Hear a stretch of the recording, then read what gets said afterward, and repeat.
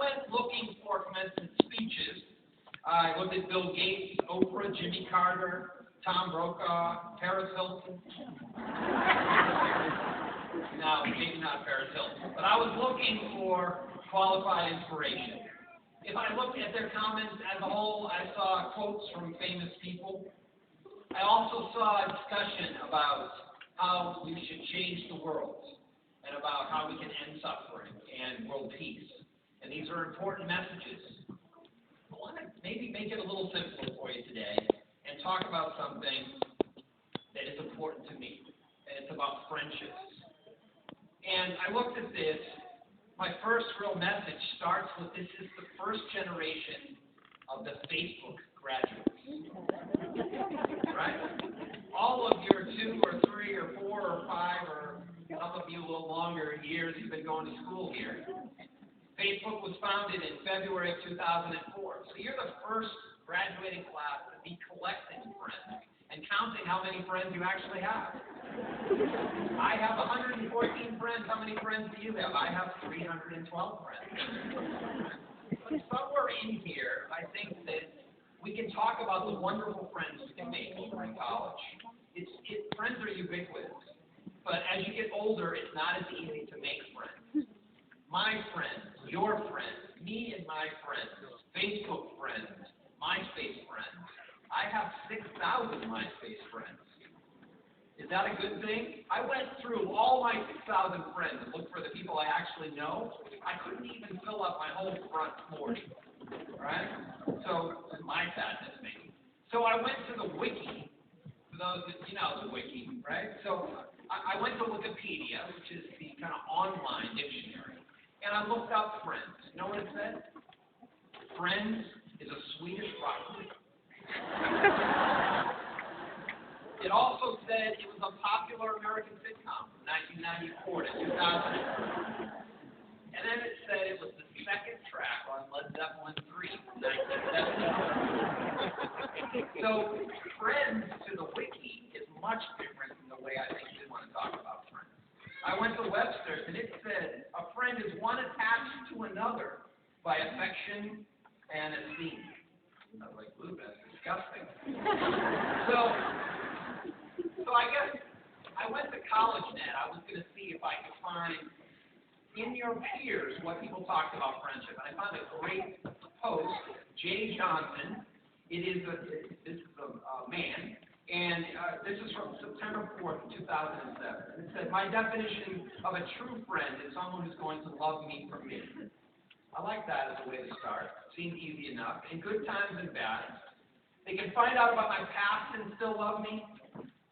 They're here to listen anytime I need to talk or to cry. They will not tell anyone my secrets unless they are endangering my life. Good point.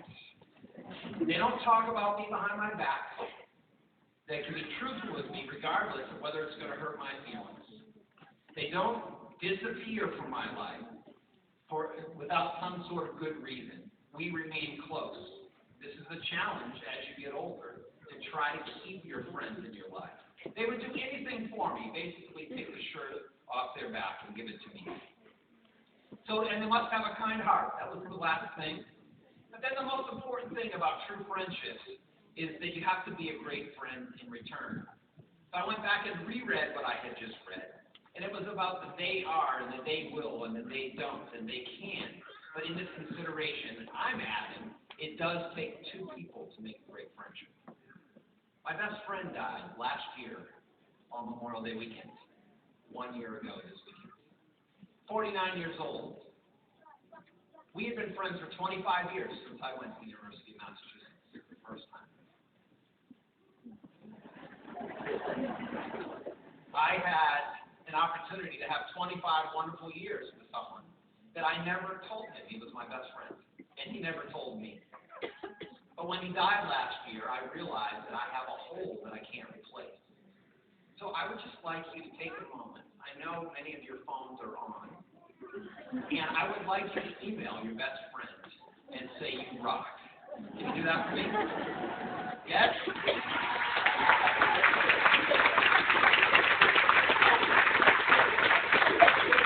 So please do it. last couple of weeks, and I've had parents and brothers and sisters email me and say, I got that email. It made me so proud. So do it, please. So I look out over all of you, and I see a bunch of PhDs. Do you feel like PhDs? When I talk about PhDs, I talk about passion. It's really how I've gotten where I've gotten in my life. We talk about hunger. Are you hungry? Yeah, I'm not for lunch. I know that's coming, but I'm talking about life's hunger here. And we talk about drive. So that's the PhD. It's passion, hunger, and drive. You guys, are you ready with your PhD? Yes? All right. I said I'd bring in a couple of famous quotes. So my first is from a guy named Calvin Coolidge. It's a very simple statement. Nothing in the world will take the place of persistence. Talent will not. Nothing is more common than unsuccessful men with talent. And I'll include women. Genius will not. Unrewarded genius is almost a proverb. Education will not. The world is full of educated derelicts. Persistence and determination alone are omnipotent. The slogan, press on, have solved and always will solve the problems of the human race. Learning is an amazing thing. I'm still trying to learn every day. Does your graduation make you nervous? A little bit of anxiety, a little bit of feeling in your stomach? I love that feeling. That feeling means if you're nervous, you're in danger of learning something. If you can push yourself through your whole life to lean in as opposed to lean out, your opportunity to be nervous means that you're about to learn something new.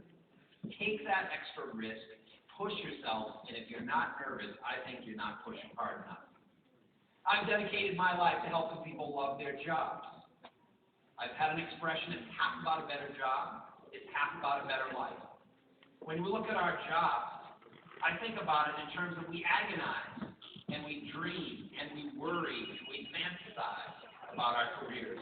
But it's not a team sport. You are sitting with a team right now, but each of you are individuals, and you're going out to find a job or to have a continuation of a job with new education. I did a commercial a few years back for the Super Bowl. It went something like this. Smile all day.